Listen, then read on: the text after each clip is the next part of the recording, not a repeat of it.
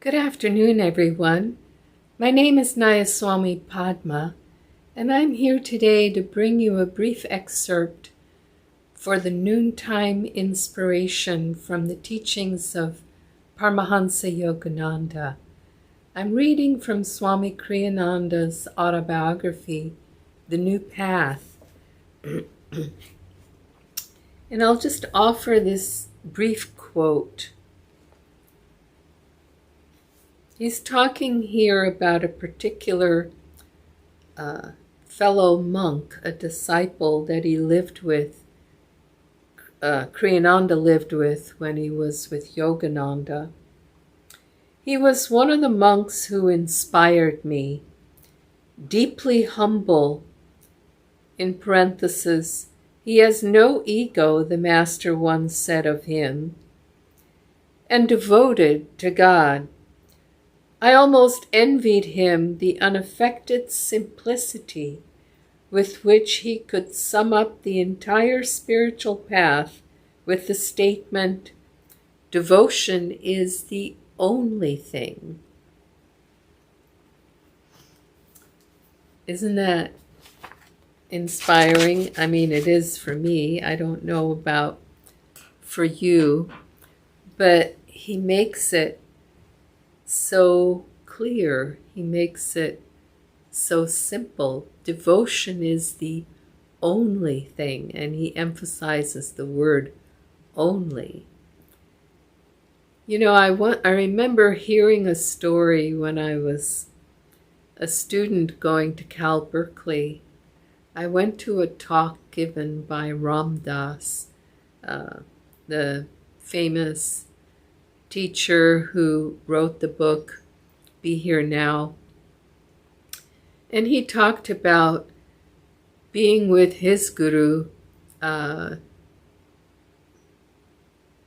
sorry, the name escapes me for the moment. It starts with an N.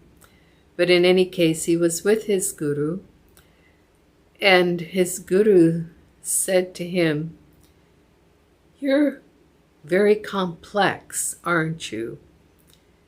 And for a man who was a college professor, he thought that complexity was actually a positive thing, and he took it as a compliment initially, until he'd been with him a little while longer, and he came to understand that, in fact, it had not been a compliment, that simplicity is the highest, one of the highest spiritual attributes or qualities, ways of being, whether they express themselves simply, whether they are simple in their whole way of being. And so what Yogananda was saying about this particular disciple was that he was a very simple, beautiful soul, and the disciple himself was able to express it by saying, devotion is the only thing that matters. It's that simple. Everything else is complex. And so when we find our minds starting to spin out of control with,